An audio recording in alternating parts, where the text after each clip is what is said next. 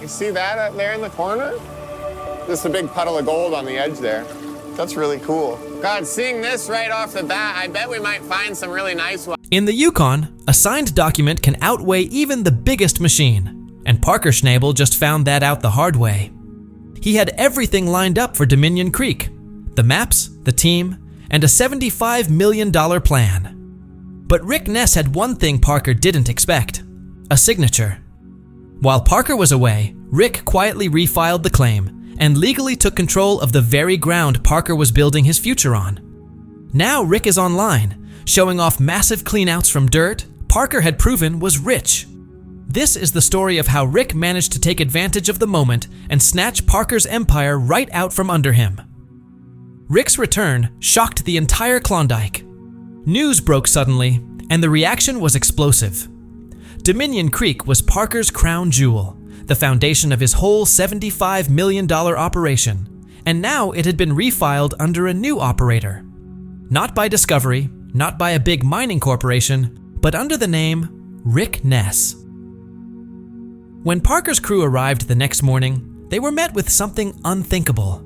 Access was blocked. Bright red signs were planted into the frozen ground, all branded with the same message: Rick Ness Limited. To the crew, it felt surreal. This was the same Rick who had disappeared from the Yukon 2 years earlier. At first, people assumed it had to be a prank. The Yukon is full of jokesters after all. Or maybe it was some administrative mistake. But then the paperwork surfaced. Parker's legal team pulled the filings, and everything was there: government approval, confirmed signatures, and proof that the Dominion claim had officially changed hands. Word spread through Dawson like wildfire. Rumors said Rick pulled off the impossible, buying the ground while Parker was filming in Fairbanks. Some blamed luck. Others said Rick had been waiting years for a moment like this. For Parker, it felt like the deepest kind of betrayal. When he finally got back to camp, the truth hit harder than any rumor. The machines were silent, fences wrapped around the pay dirt. The only sound was the creek flowing through land that no longer belonged to him. This wasn't a misunderstanding, it was a takeover. For 2 full days, Rick Ness was nowhere to be found. No comments, no interviews, no social media posts, nothing. Around here, silence usually means something big is coming. And soon enough, whispers started circulating. People reported seeing late-night convoys hauling dozers and excavators north, all hidden under tarps with no logos. Some said they spotted Rick himself driving a lowboy trailer, his familiar black pickup close behind. He didn't come back to talk, he came back to mine. Then the pieces began to fall into place. Rick had been quietly buying up small leftover leases, scraps of land Parker's team used as staging areas near the main haul road. On their own, those parcels looked worthless.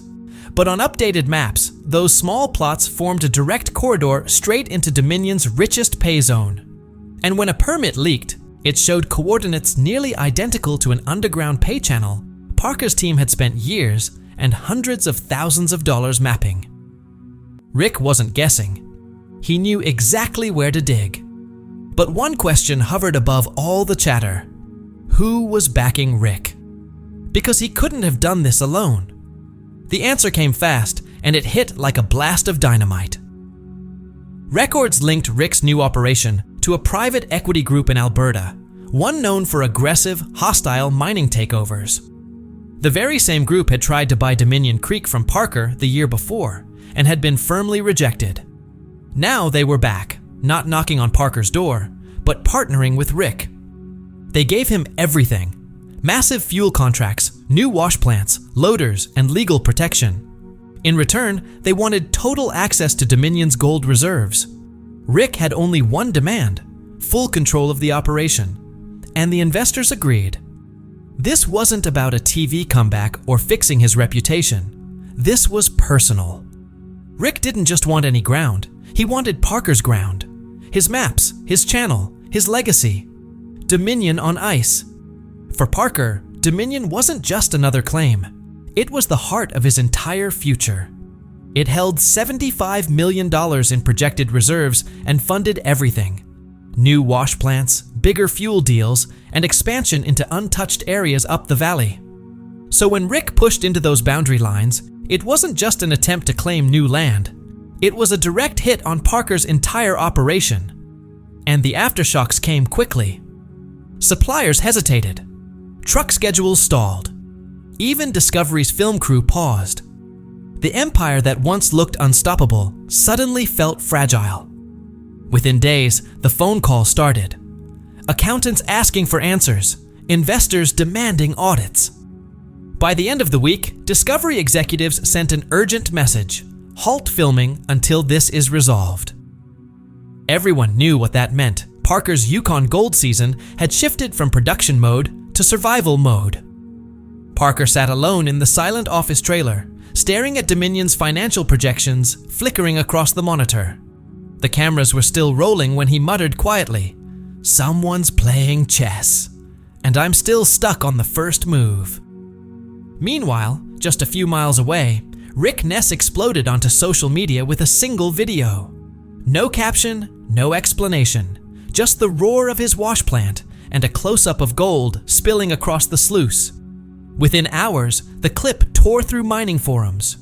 The color, the texture, the purity of the gold. It looked exactly like the samples Parker had pulled from Dominion. Too close for comfort. Within 2 days, analysts from Dawson to Anchorage began connecting the dots. The geological layer visible in Rick's footage matched the same underground pay channel Parker had mapped 3 years earlier. Same dirt, same river channel, just accessed from another angle on the boundary line. But Rick wasn't calling it Parker's discovery. He was claiming it as his own.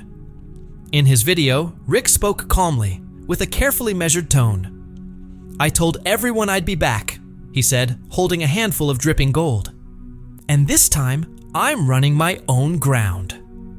He never mentioned Dominion. He didn't need to. Back at Parker's camp, tension cracked through the air. Some crew members wanted to rush the boundary and block Rick's haul trucks. Others urged Parker to release his survey maps publicly and prove he had been there first. But Parker knew how things worked. Once you dragged a fight into the legal arena, all digging stopped. And every minute not mining meant gold slipping away. Online chatter erupted into chaos. Blogs, forums, even mining news outlets speculated nonstop. Was Rick trespassing? Or had he outmaneuvered the system? Because if Rick's paperwork was clean, then legally, Parker was the one standing on the wrong side of the line. In the Yukon, the person holding the valid claim deed has all the power. By the end of the week, everything spiraled into attorneys and documents. Parker's legal team filed an emergency injunction in Whitehorse, accusing Rick of fraudulent filing, stealing proprietary data, and using Parker's survey information without consent. Rick's lawyers fired back immediately with government-stamped deeds, legitimate on paper, but suspiciously filed just days before Dominion's renewal deadline. It was obvious someone inside the mining office had pushed Rick's documents through faster than usual. Then the email arrived. A whistleblower from inside the mining office contacted Parker, claiming an official had been bribed to fast-track Rick's registration. Attached were snippets of internal timestamps, enough to strongly suggest manipulation, but not enough to hold up in court. It was the kind of evidence that could destroy Rick if authenticated, but also blow back on Parker if released too soon. Discovery froze all footage. No new material would air until the mess was sorted out. The network wanted no part of a lawsuit that could shut down production for months.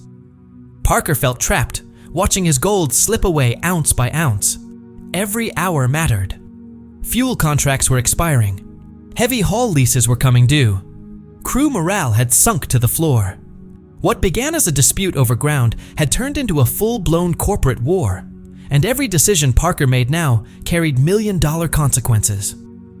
In the middle of it all, he sat alone in his truck overlooking Dominion Creek, the valley he once believed would belong to him for life. Rick's floodlights shimmered through the mist across the river. Engines rumbled. Wash plants hummed. Gold flowed steadily into someone else's hands. He didn't need a camera crew to tell him the truth. Dominion wasn't just being challenged, it was slipping away. And as the legal battle dragged on, Rick dug deeper, not only into the pay dirt, but into the empire Parker had spent years building. Then came the blow no one expected. Not from the ground, but from the internet. A warning appeared on Reddit. An anonymous user claimed to possess Dominion Creek's complete geological data. Within hours, links spread across mining forums and Discord channels. When Parker's team downloaded the files, the shock was immediate. It was all real. Every 3D scan, every drill log, every yield projection, even the heat maps showing the richest pay zones, everything leaked for the world to see.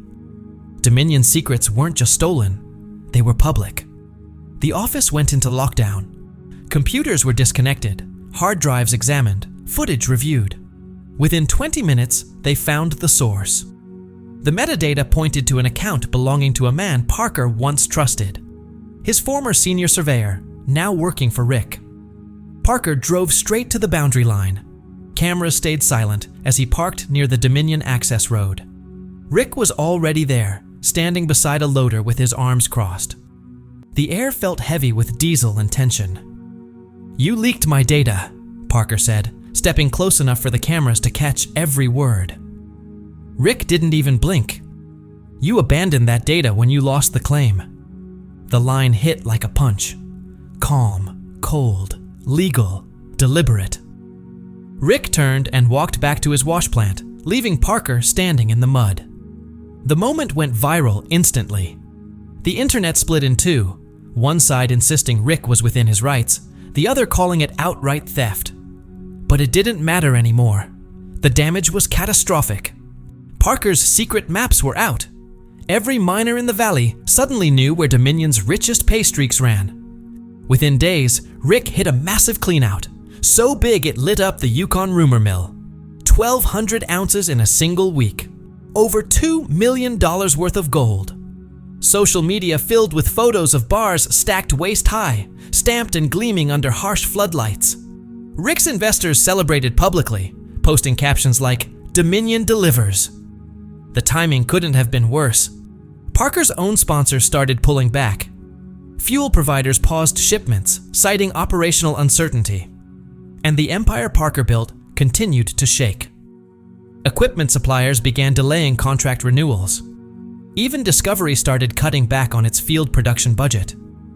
Behind the scenes, the foundation of Parker's entire operation was beginning to crumble.